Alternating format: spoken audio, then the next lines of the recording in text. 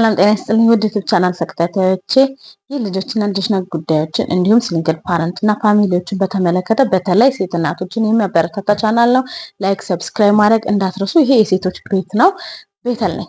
ሰላም፣ ሳምንቱ እንዴት ነበረ? ዛሬ ደግሞ ፓርት 1 ፓርት 2 ብዬ ጥቂት ነገሮችን ላጋራችሁ መጥቻለሁ። ስለ ፍቅር ምን ያህል ታውቃላችሁ? ስለ ፍቅር በተለያየ አጋጣሚ የተለያየ ነገሮች ሲባል ሰምተናል። እንደገና በህይወታችን ውስጥ ኖረነዋል። ፍቅር በብዙ አንግል ሊገለጽ ይችላል። ፍቅርን በጣም በብዙ መንገድ ልናቀው፣ ልናስተውለው፣ ልንኖረው እንችላለን። እናንተ ግን የምታውቁት የትኛው ፍቅር ነው? እናንተ ጋር ሲመጣ የትኛው ፍቅር አይሎባቸዋል? ምድር ላይ ያለውን ማለት ነው። ምክንያቱም ሁላችንም ከሰው ዘር የተፈጠረን ስለሆነ የወላጅ ፍቅር እናውቃለን፣ የወንድም ፍቅር እናውቃለን፣ የጎረቤት አካባቢ እንደገና ደግሞ የፍቅር አጋር ፍቅር እናውቃለን ማለት ነው። ስለዚህ እናንተ የትኛው ፍቅር አይሎባቸዋል? የትኛው ፍቅር እስካሁን ውስጣችሁ ተቀርቅሮ ቀርተዋል? በየትኛው ፍቅር ውስጥ ነው እየኖራችሁ ያላችሁት? ለየትኛው ሰውስ ምን ያህል ፍቅር እየሰጣችሁ ነው? እናንተ ውስጥስ ፍቅርን እንዴት አድርጋችሁ ነው ሌላ ሰው ሼር የምታደርጉት? ይህንን ትንንሽ ነጥቦች እናንተ ደግሞ እስቲ አንስታችሁ በውስጥ መስመር ጻፉልኝ፣ ኮሜንትም አድርጉኝ። እኔ ግን ስለ ፍቅር ከኔ በላይ የሚያውቅ የለም እላለሁ ሁል ጊዜ ለጓደኞቼም አጠገብ ላሉ ሰዎችም በተለያየ አጋጣሚ ስለ ፍቅር ሳወራ ፍቅርን ከኔ በላይ የሚያውቀው የለም። ምናልባትም መጽሐፍ ላይ እንደተጻፈውና ፊልም ላይ እንዳየነው ሮሚዮ ኤንድ ጁሊየት ተብሎ እንደተተረከው የዛን ያህል ፍቅርን ከኔ በላይ የሚያውቅ የለም ብዬ ነው የማስበው።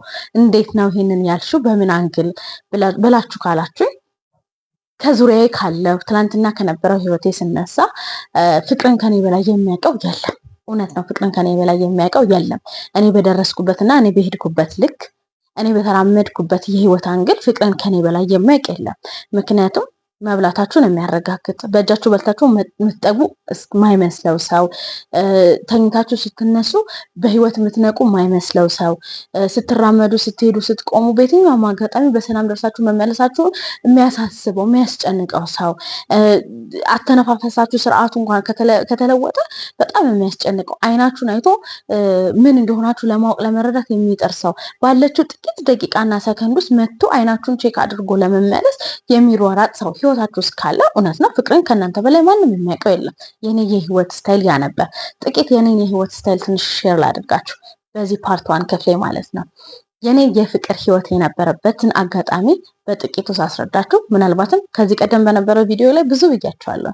በጣም ልጅ ሆኜ እንዳገባው፣ በጣም 19 ዓመት ልጅ ሆኜ እንዳገባው፣ በዛ ውስጥም ደግሞ ምናልባትም ልጅ ከመሆነ አንጻር ቤተሰቦቼ በዛ ውስጥ ብዙ ማስተዋጽኦ እንደሌላቸውና እንደውም እንዳልተቀበሉ፣ ምክንያቱም ወላጅ እንደ ወላጅ ነው ለልጁ ሁልጊዜ መልካም ነገር ከማሰብ የተነሳ ልጁን አይደለም ቲኔጅ ሆናል ትልቅ ሆነን እንኳን ስናገባ ብዙውን ጊዜ ከነሱ ወተን እንድንሄድ ስለማይፈልጉ አንዳንድ ነገሮችን እንዳናደርግ በራሳቸው ካለፉበት ነገር አንጻር ትምህርት ሊሰጡንና ሊመክሩን ይሞክራሉ። ሰው እኔ በልጅነቴ ነው ያገባሁት። ይሄንን ከቀደሙ ቪዲዮዎች አውርቻለሁ። እንዴት አግባሽ ካላችሁኝ ግን ከልጅ አባት ጋር የነበረን የህይወት ጉዞና ግንኙነት መልካም ስለነበረ ጥቂት ነገር ልበላችሁ በዚህ ፓርት 1 ክፍሌ ማለት ነው። ፍቅርን ከኔ በላይ የሚያውቅ የለም ያስባለኝን ትንሽ ነገር ልንገራችሁ። በእጄ እንደማልበላ ትምህርት ቤት ተማሪ ሆኜ ነው ያገባሁት። መጥቶ ከስራ ቦታ መጥቶ እኔን እንደሚያጎርሰኝ፣ ምሳ መብላቴን ቼክ እንደሚያደርግ፣ ኳስ በጣም ይወዳል። ኳስ አይቶ 15 ደቂቃ እረፍት ሲኖር ያችን 15 ደቂቃ ኳስ የማይበትና የኛ ቤት በጣም ሰፊ ርቀት አለው። በዛች 15 ደቂቃ ውስጥ ግን ሮጦ መጥቶ አይኔን ቼክ አድርጎ ለመመለስ የሚያደርጋቸው ጥረቶች፣ ተኝቼ ጥቂት ደቂቃዎች ከምነቃበት ካለፈ በሰላም የተኛው ስለማይመስለው ቼክ አውት ያደርጋል።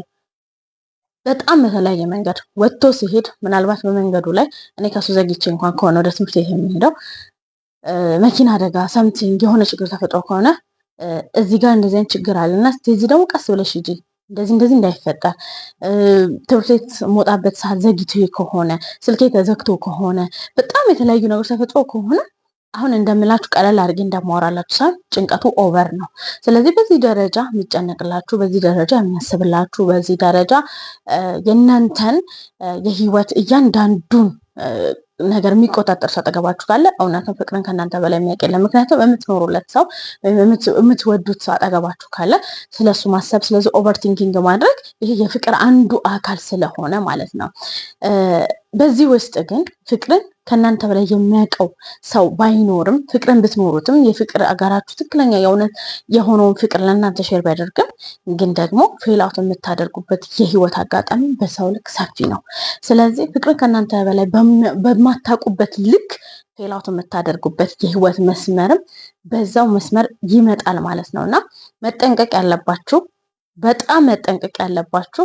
በጣም አጥብቃችሁ አታችመንት ካላችሁ ሰው ላለመለያየት እና ደግሞ ሚለያያችሁ መንገድ ሲመጣ